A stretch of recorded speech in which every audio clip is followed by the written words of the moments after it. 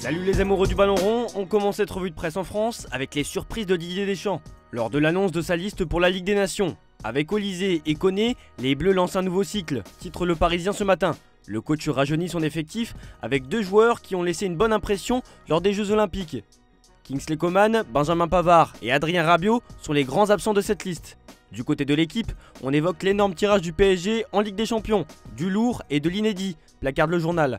Ce ne sera pas facile, mais loin d'être insurmontable pour le PSG. Les confrontations contre City, le Bayern, l'Atlético et Arsenal sont enthousiasmantes. Analyse le média français. Terreur pour le PSG, titre Marca. Même son de cloche pour le Corriere dello Sport qui parle d'un enfer pour Paris. Pour rappel, cette édition se présente sous la forme d'un championnat et il faudra donc prendre le maximum de points face à ses adversaires, sachant que tous les clubs ont un calendrier et des adversaires différents. Côté Mercato, comme nous vous l'annoncions hier, Marseille et Everton ont trouvé un accord pour le transfert de Neil Maupay. Il va s'engager avec une option d'achat obligatoire de 4 millions d'euros. L'officialisation devrait tomber dans la journée. L'OL a mis un coup d'accélérateur dans un dossier inattendu, celui concernant Wilfried Zaha.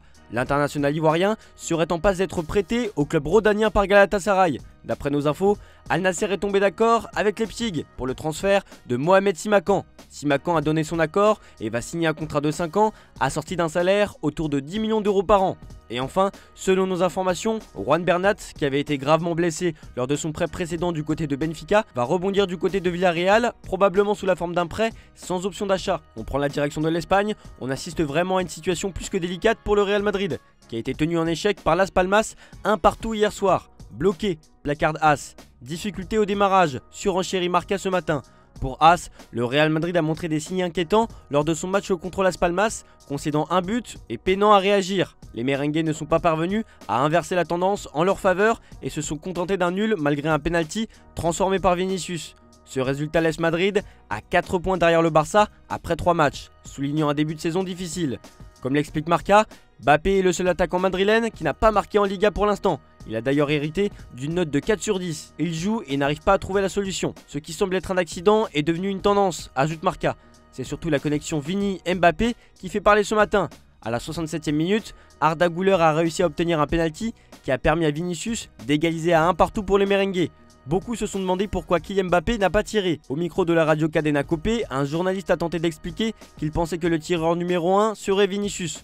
Pour un autre journaliste de la Copé, le message est clair. Même si Mbappé a davantage l'habitude de tirer les pénaltys que Vinicius, le Brésilien a voulu mettre les choses au point. Pour moi, c'est un signe pour dire « Ici, c'est moi qui commande ». Invité dans l'émission El Chiringuito, l'ancienne gloire merengue Guti a reproché à Mbappé d'être resté stoïque face à la situation. Et selon le même média, Mbappé se serait même délecté de notre article au sujet de sa performance sur le terrain hier soir. On reste en Espagne pour évoquer le club ennemi, le FC Barcelone. Sport a rencontré l'international espagnol qui a fait des débuts tonitruants avec les Blaugrana. Il s'est confié et a fait comprendre à quel point il était heureux d'avoir rejoint le club. Avant d'entrer en jeu face au Rayo Vallecano, il a expliqué son sentiment. À ce moment-là, j'ai réalisé que c'était enfin vrai. J'attendais depuis longtemps ce moment et tout était parfait. Revenir ici a toujours été un rêve pour moi, a-t-il déclaré. Le milieu offensif évoque aussi ses ambitions avec le Barça et pour lui, Barcelone a une équipe pour gagner des titres. On ferme cette page espagnole avec Gérone, sensation du dernier exercice, qui a enfin trouvé le chemin de la victoire. Alors que la formation espagnole est désormais fixée pour son début d'aventure en Ligue des Champions,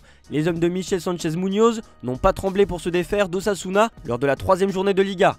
Une large victoire 4-0 qui permet à Gérone de se replacer à la 7e place du classement. On file en Angleterre, la presse anglaise s'enflamme pour Federico Chiesa qui débarque à Liverpool. Un transfert de 15 millions d'euros, l'Italien dit au revoir à la Juventus et signe un contrat de 4 ans pour devenir la première recrue estivale d'Arne Slot. L'international italien de 26 ans a d'ailleurs livré une anecdote lorsqu'il se trouvait dans l'avion avant d'atterrir sur le sol anglais. Je veux juste dire quelque chose qui m'est resté en tête au moment où j'étais sur le point d'atterrir dans l'avion. Dès que j'ai vu Anfield, j'ai dit à ma femme « Mets la chanson You'll Never Walk Alone ». Je voulais m'imaginer là-bas, en train d'entendre le chant des supporters, a ainsi lancé l'intéressé. C'est fait pour Chelsea qui s'est qualifié pour la Ligue Europa Conférence, après une performance décevante contre Servette. Ils ont finalement tenu bon malgré une fin de match chaotique, analyse le Mirror. Dans le Daily Star, on évoque l'avenir de Mo Salah. Dans la dernière année de son contrat à Anfield, l'Égyptien insiste sur le fait qu'il ne panique pas au sujet de son contrat avec Liverpool, malgré les doutes sur son avenir à long terme au club. Enfin, dans le Daily Express, on apprend que Ivan Toney pourrait voir son transfert bloqué. En effet, Al Ahly hésite à finaliser un accord. Bien que Brentford soit prêt à le vendre, aucune offre concrète de Premier League n'est venue, malgré l'intérêt supposé de Chelsea et de Manchester United. Pendant ce temps, l'entraîneur Thomas Frank a confirmé que Toney ne jouera pas contre Southampton. On prend la direction de l'Allemagne avec un dossier qui ne ne devrait pas se finaliser, celui de Jonathan Tah. Malgré les efforts de son agent Pini Zahavi et la pression exercée avant la clôture du marché des transferts, Jonathan Tah ne quittera pas le Bayer Leverkusen cet été. Selon les informations de Bild, les discussions ont échoué et le défenseur central restera au club pour une saison supplémentaire. Le Bayern Munich et le FC Barcelone, intéressés par Jonathan Tah, ont été informés de la situation.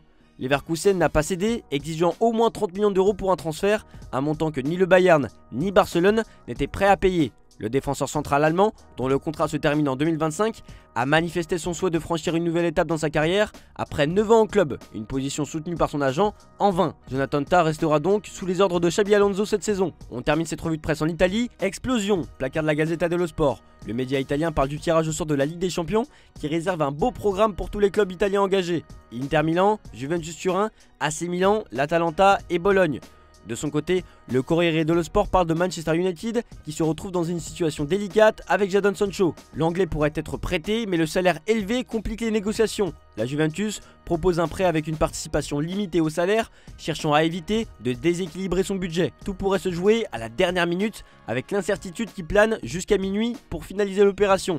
La Juve continue donc de négocier avec un Chelsea qui rôde derrière, désireux de combler l'éventuel départ de Raheem Sterling. Manu Koné pourrait quitter le Borussia Mönchengladbach. D'après nos informations, l'AS Roma et l'AC Milan ont formulé une offre au club allemand pour le français. Ce dernier s'est déjà mis d'accord contractuellement avec les deux géants transalpins.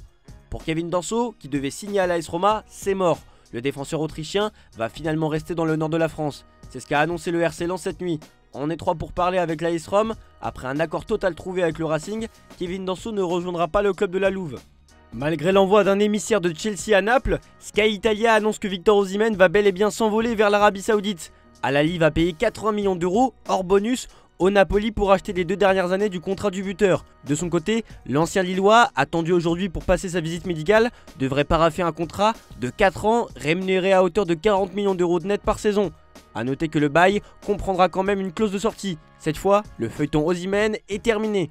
Voilà, c'est tout pour aujourd'hui. Bonne journée à tous. Merci pour votre fidélité. On se retrouve dans la journée avec plusieurs JT pour résumer les dernières infos mercato.